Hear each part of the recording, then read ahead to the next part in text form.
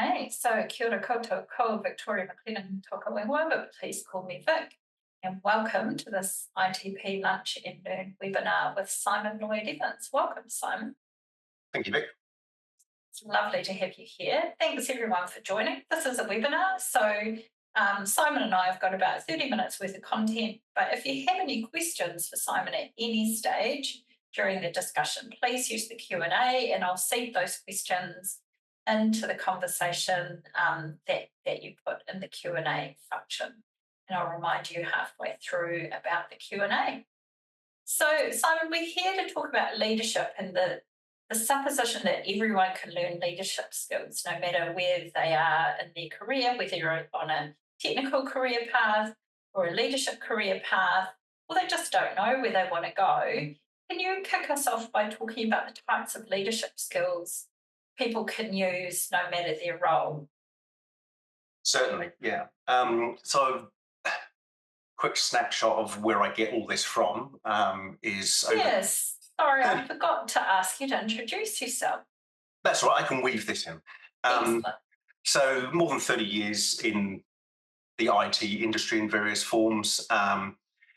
Started off as an engineer fixing old dot matrix printers in the south of England. And have worked up through, obviously moved to New Zealand, got into more systems engineering, then more into account management, into that sort of leadership CIO type space. And I've really been doing CIO stuff for more than half of my career now, probably about 18 years. About 10 years ago, set up a company, Arbon Consulting, which is around, most of you would know the term virtual CIO. I sort of prefer on-demand CIO. It's where you need that strategic CIO injection. It might be for a specific project. It might be for stepping in and managing a team. It might be for aligning some business strategy. So I've had lots of different leadership roles, both in permanent jobs, but also from my consulting experience. And that consulting's been across 40-odd companies and industries. When we look at that and some of that experience, one of the key things that comes out from a leadership component, and this applies whether you're a staff member, a team leader, a manager, a CIO on the board, it doesn't really matter where you're at, because these sort of skills apply looking up, looking across, looking down. And the first one is the why, coined by Simon Sinek, but it was something that resonated with me years ago because it was a way that I had always thought. Why is the organization here? Why are you here? Why's your boss here? Why are your staff here? Understanding what that is and making sure that you all have a common understanding of what that why is really important, because it gets you all on the same page. It really helps when you're looking at a leadership role with your staff to understand where that motivation, satisfaction, contribution, value comes from, because you can relate it back to the why. If you've got really differing views on why you're here, then you'll have a dissonance. And that's something that you need to understand. Doesn't necessarily mean that it's completely detrimental, but it's like risk. You've got to be aware of it, and then you decide how you want to manage it. So that's really getting everybody from a leadership perspective that you're clear on the same page. And even if you're the staff member, understanding where your boss is at is really important, because if there's a disconnect, they're expecting one thing, you're expecting another, you deliver it, think it's great, and your boss is going, well, maybe we need to put you on a performance improvement plan. That's not where you want to be. The other point is, especially from an IT perspective, we have obviously a propensity, like most specialist industries, whether it be legal, accounting, whatever it is to have blinkers on and really focus on our domain of expertise. As a leader, one of the more important aspects is to understand that it's all about the business.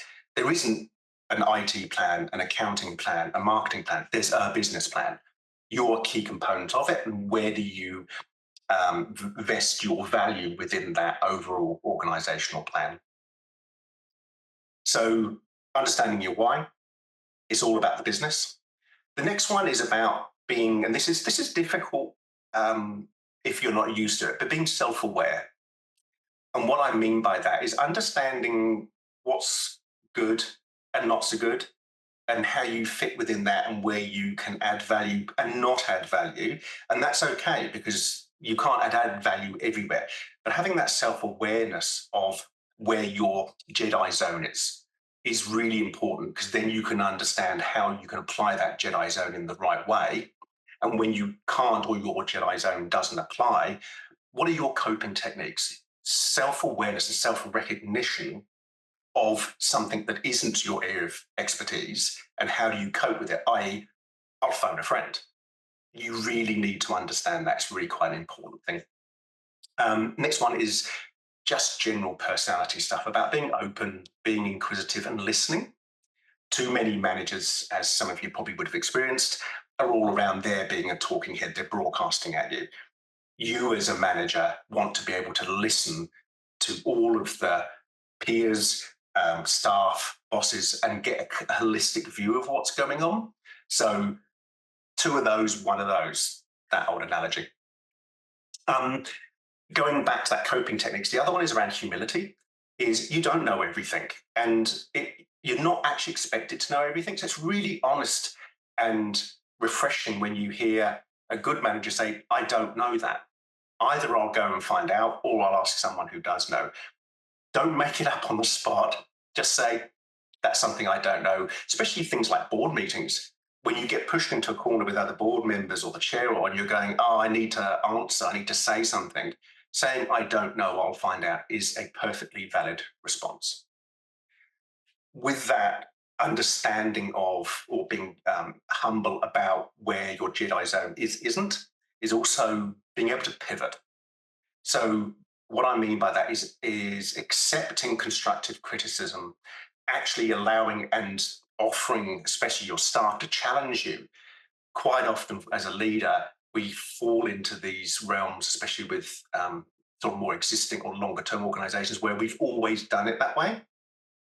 That doesn't necessarily mean it's appropriate. Quite often it has, over the term, produced maybe some perverse behaviors, some processes, disenfranchised and dismotivation by your staff. So when you see that, let your team know that they have permission to challenge you. Could we do this better? Why are we doing this? And then have the aptitude, the skill, the humility to pivot. That's a really valuable skill, and is difficult for quite a few people when you get to the managerial level and you think, well, I must be right all the time. No, that's just an ego trip. The next one is around integrity and making sure that your decision making has a high level of integrity. And what that comes to is a combination of problem solving versus decision making. Problem solving is exploratory. It's finding out all the other components that contribute to that challenge, to that opportunity, looking at potential solutions. Decision making is then more empirical and saying, I've taken all of that analysis and now I'm making a decision based on really robust findings, and I'm happy to put my integrity on the line for this decision. So make sure you understand the two of those. The last couple are around passion. You can't tell people to be passionate, but passion is infectious. So if you show that you really care, you understand your why and what your team are contributing, and you're passionate about getting good outcomes, you'll find your team will get passionate with you. So that's really, really valuable. And then the last one is back to relativity. Put it all back to the business. Why are you here? Wow, that's such an extensive list. And I'm sure everyone who's watching this will be thinking about themselves, or the person that manages them, or a manager in the past, or some other leadership role, and how these have impacted them. I just want to remind everyone, if you want to ask Simon a question, you're welcome to use the Q&A function to do that. So if someone who's listening to us is looking to develop one or more of these skills and capabilities that you've just described, how would you suggest they approach this? Conscious of times, I need to talk quicker, but yeah, I've got a couple of quick things that I think would help you. First thing is map it or draw it out. So literally visualize it. So write it down on something and go, I'm here, I'd like to be here. Now that will be your own personal story, your own personal career. But just draw it out. Yeah, just in crayon with arrows, doesn't really matter.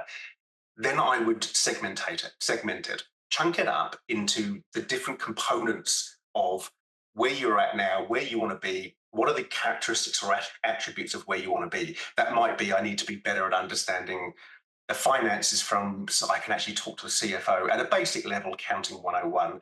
I understand a P&L or a balance sheet. I'm a budget holder. What does that mean? That scares a lot of people. So are those areas that you're not really conversant in and that you need to look at? So ID that, you've chunked it up, look at your strengths and weaknesses. What are you good at? What are you not so good at that need to be combined in terms of achieving a goal? Then you can start to do the gap analysis and your improvement areas. And this is really interesting because I'm not necessarily saying that you should improve your weak areas. The analogy would be your kid's really good at maths, but really bad at French. Okay, so let's focus on French, take them to extra lessons. That actually detracts from the maths they're really good at, and they get marginal at French and get marginal at maths. So look at your key strengths and say, okay, where's my Jedi skills? Do I really need to strengthen them, hone them? And where my gaps are, it comes back to that self-awareness. And how do I fill the gaps, which might be with other team members? That's where you get strong teams. You all bring different skills to it.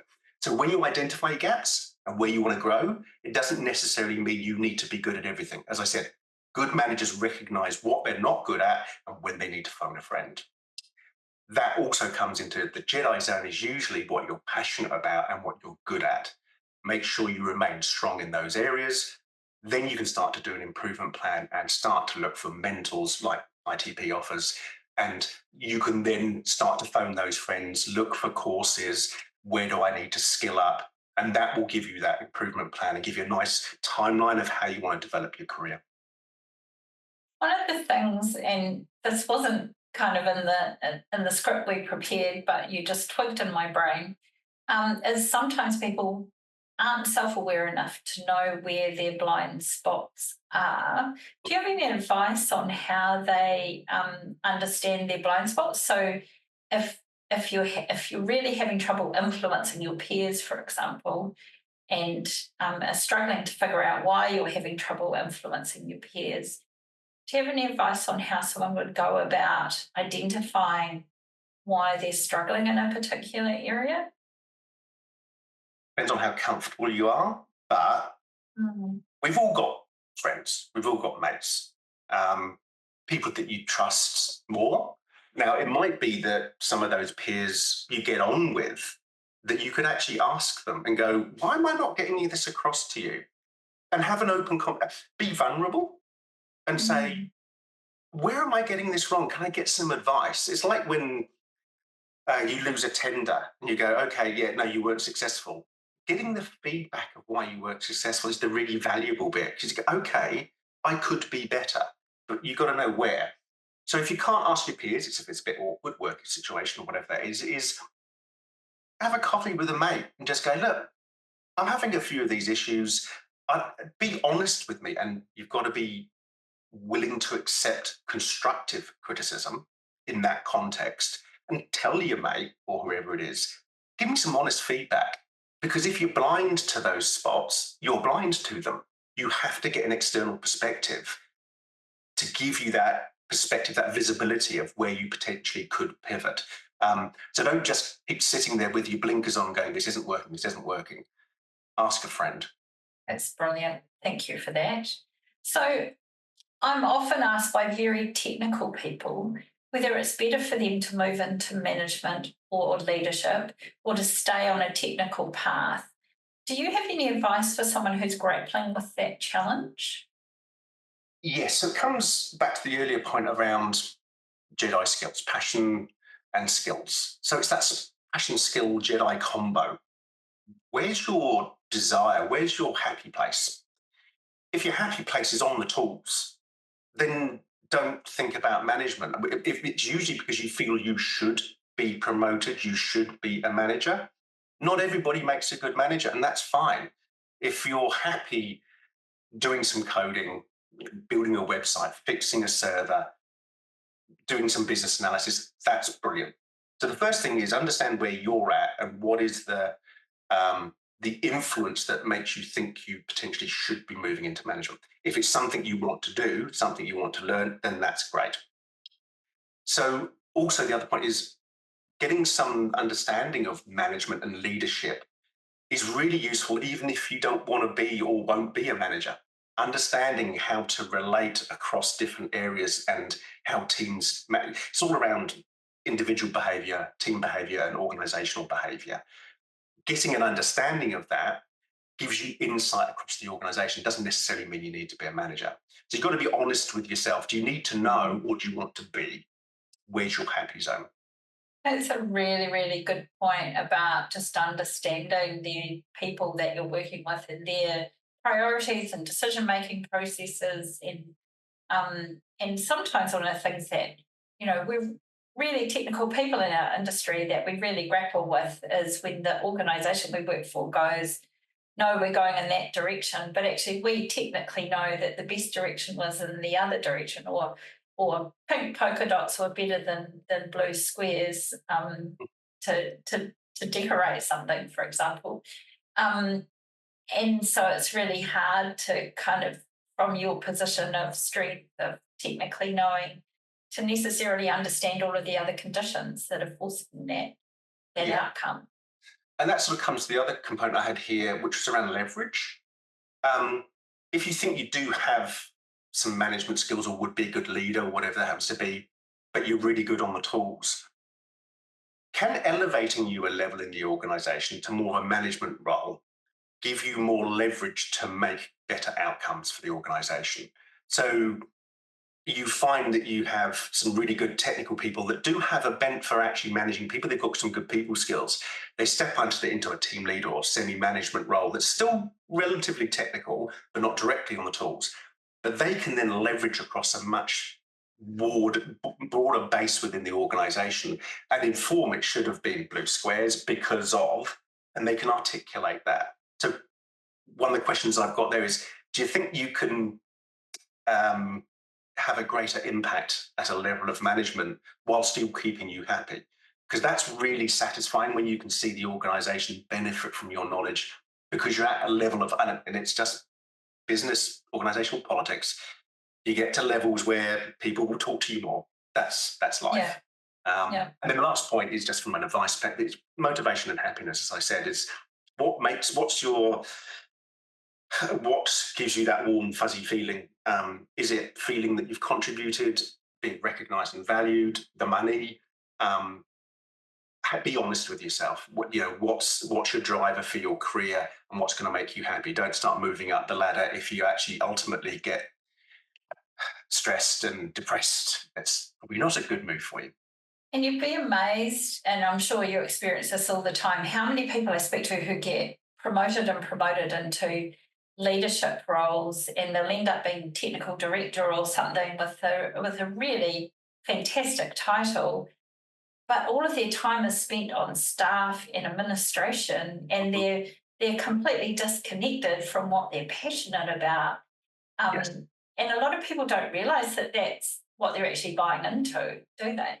No, and that's part of that holistic business and understanding as you go up about what it is. And fundamentally, if you're not a people person, don't be a leader because you're not going to be and something that I was going to mention earlier is one of the leaderships.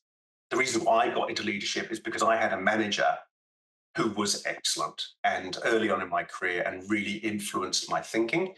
And it got me thinking about, be the manager you've always wanted. So put yourself in that position. What would I want my boss to look like? You be that. And you made a really good point about decision making being one of the attributes that is key to good leadership, being actually able to make a decision and therefore empower everyone around you to carry on with what they're doing because they know what that decision is. Yeah, we've all had managers, bosses that just have decision paralysis and you just can just make a decision. And it's almost like any decision is just better than none. That's not quite right.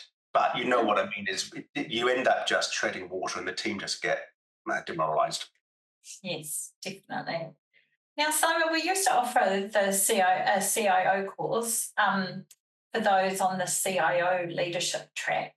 But after feedback from people, it was suggested that a broader focus of digital leadership was needed. Can you give us a bit of an overview of the Digital Leadership Masterclass that we offer now and what that covers? Yes, not a problem at all. So yeah, very much. It's not just for CIOs, which is why the title was changed. As I've alluded to, leadership occurs across organizations in lots of different domains. And even just stepping up into that team leadership role, that's the start of a leadership type journey. There's still really cool skills that the course we developed can give you. That fundamentally, what it's about is getting you out of the operations tactical space into the strategic space. And I don't mean that by strategy or it's scary. It's around understanding the business. So it's just saying we want to go from A to B and understanding what the business is trying to do there. And quite often, bad strategy, B is just an aspirational goal that anybody can state. It's about how do you get there? How do you leverage who you are, your unique selling proposition, your competitive advantage to get there quicker, better, faster, whatever than anybody else could, and therefore get you that value. So it's really about understanding that sort of journey and all of the skills around that, how that would work. And fundamentally, it is not a technical course in pretty much any way. We do a little bit around cybersecurity at a business level, but fundamentally, it's around leadership, it's around managing teams, it's around strategy, it's around governance. There's a whole lot of areas there that are around giving you a wrapper of understanding how organizations work. And then we help you in some of the case studies and some of the work we do about how you would apply that to your particular organization. So it's that holistic views. Also, as I said earlier, it's the skills, the understanding around how leadership and management works, even if you don't use it, understanding how your boss works can be really useful. So the modules that we cover are around strategy, leadership challenges, business challenges, strategic versus strategic plan. We look at critical influencing skills, looking at better outcomes, communication styles, influencing group meetings, those sort of things. Then there's some personal leadership stuff around how do you act as a leader? What's a healthy organization? What does it mean? Emotional intelligence, personal leadership styles, all those sort of things. Then there's the leading teams module that we look at, which is around defining good teams, understanding team dysfunction, which is quite often an interesting session. Team engineering, how do you not have the dysfunction? And things like using plain language with your team and making sure we've understood the why. You team member are doing this, and it links to that. And here's the why, and here's the organizational output. They see that cause and effect. They feel valued. They feel contributed. That's where you need to be. We do introduction to change. So obviously, organizational change is pretty deep. So there's stuff around there around leading change, what obstacles, stakeholder engagement mapping, how to identify trouble projects, so all those sort of things. Flip into governance for another module. So that's all around, governance standards. What does it mean related to digital technologies? What's an ISSP and information system strategic plan? What does it mean? Governance maturity, that sort of stuff. We then look at conflict management, negotiation, looking at conflict. Why is it there? A lot of the sort of bit of the psychology. So Cherry does that one really well. Disagreeing without becoming disagreeable, which is quite Nice. an interesting thing. Making deals, engaging others, common values. Then we've got some bit on module on business casing, looking at investment strategy, business cases, compelling stories, defining value.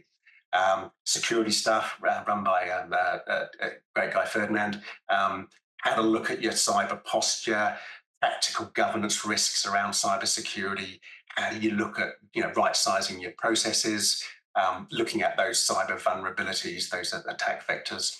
And that's pretty much where we wrap up. We usually, when we run all the modules together, there's a common theme of you have cohorts and you do a real life challenge within one of your organizations in your cohort, and you play that through about how you could improve that using the skills you're learning.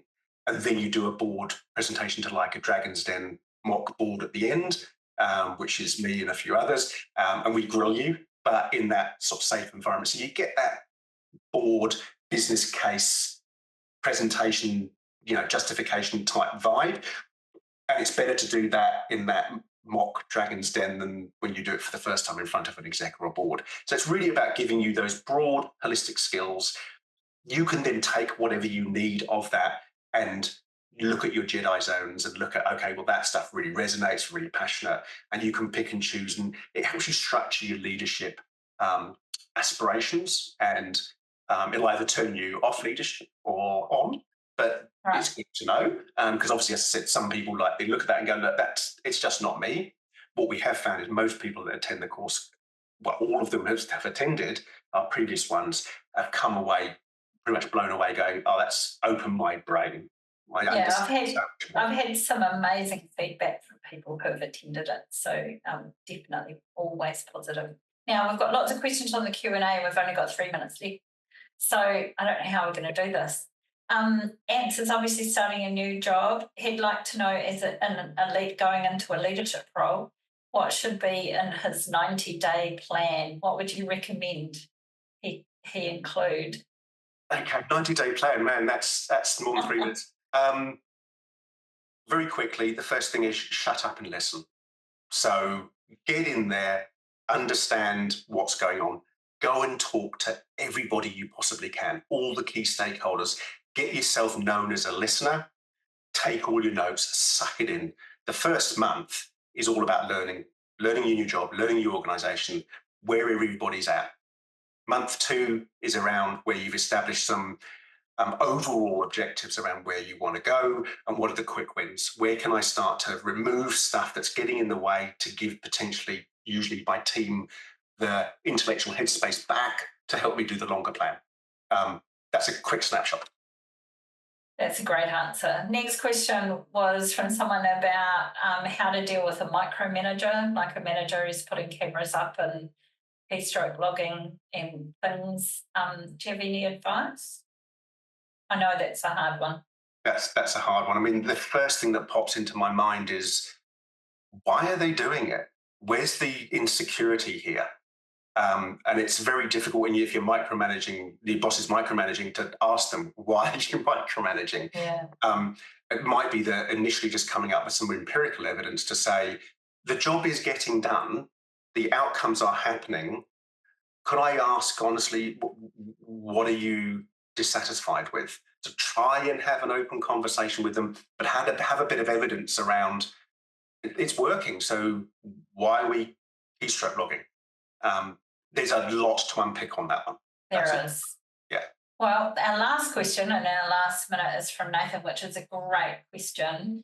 Thinking about diversity of any kind, how should someone who doesn't fit the mold, he's got in inverted commas, approach getting into leadership? And he says, I've known people who squeeze themselves into the mold rather than retaining their own uniqueness, and it only ends up hurting them and the organisation. Don't change yourself, definitely. I think it comes back to that, the why.